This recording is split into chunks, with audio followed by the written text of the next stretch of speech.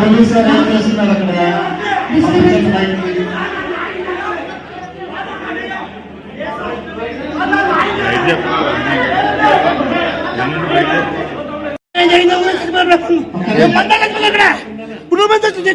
ఎలా శ్రీనివాసరావు అండి.